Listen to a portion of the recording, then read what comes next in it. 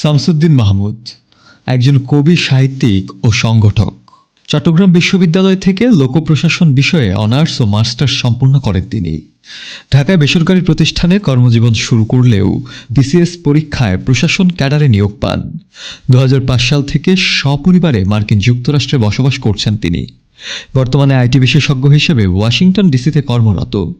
তিনি বিভিন্ন সামাজিক ও সাংস্কৃতিক সংগঠনের সাথে ওতপ্রোতভাবে জড়িত। বর্তমানে প্রবাসী বাংলাদেশিদের আইটি সংগঠন বাংলাদেশি আমেরিকান আইটি প্রফেশনালস অর্গানাইজেশনের সভাপতির দায়িত্ব পালন করছেন। সাহিত্য চর্চায় বিশেষ অবদানের জন্য বাংলাদেশ সাংস্কৃতিক পরিষদ কর্তৃক বাসাপ অ্যাওয়ার্ড 2022 অর্জন করেন তিনি। পাশাপাশি একজন কলামিস্ট হিসেবেও বিশেষ খ্যাতি রয়েছে তার। জনাব মাহমুদ ভার্জিনিয়ায় তার সামাজিক ও রাজনৈতিক কার্যক্রমের মাধ্যমে বাংলাদেশি কমিউনিটির লোকজনের বিভিন্ন সহায়তামূলক কার্যক্রম করেন। তিনি ওয়াশিংটন ডিসিতে বাংলাদেশ জাতীয়তাবাদী দল বিএনপিকে সংগঠিত করার ব্যাপারে বিশেষ উদ্যোগ গ্রহণ করেন। এরপর 2016 সালে বৃহত্তর ওয়াশিংটন ডিসি কমিটি গঠিত হলে তিনি ওয়াশিংটন ডিসি বিএনপির সহসভাপতি নির্বাচিত হন।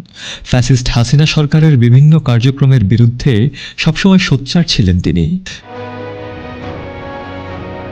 এরপর করোনা পরবর্তী সময়ে সরকারি চাকুরি ও টপ সিক্রেট ক্লিয়ারেন্সের কারণে সরাসরি রাজনীতির সাথে যুক্ত হতে না পারলেও ছদ্মনাম স্যাম কার্ড ব্যবহার করে তিনি বিভিন্ন লেখালেখির মাধ্যমে ফ্যাসিস্ট হাসিনার বিরুদ্ধে বিভিন্ন আন্দোলনে সক্রিয় ছিলেন।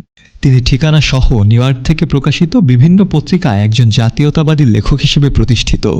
তিনি প্রবাসীদের বৃহত্তর সংগঠন ফোবানায় গুরুত্বপূর্ণ ভূমিকা রাখেন। তিনি ফোবানার এক্সিকিউটিভ মেম্বার হিসেবে কয়েক মেয়াদে দায়িত্ব পালন করেছেন। এ সমস্ত কার্যক্রমের পাশাপাশি লেখালেখির সাথেও বিশেষভাবে জড়িত থেকেছেন তিনি।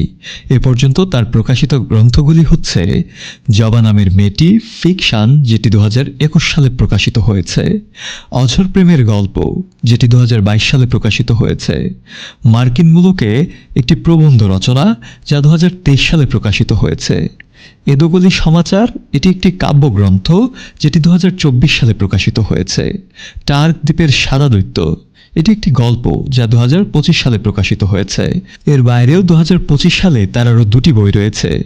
একটির নাম তারেক রহমান, প্রেসিডেন্ট জিয়ার প্রতিচ্ছবি এবং রাজনৈতিক দুর্বৃত্তায়ন, ক্ষমতার রাজনীতি, প্রেক্ষাপট বাংলাদেশ।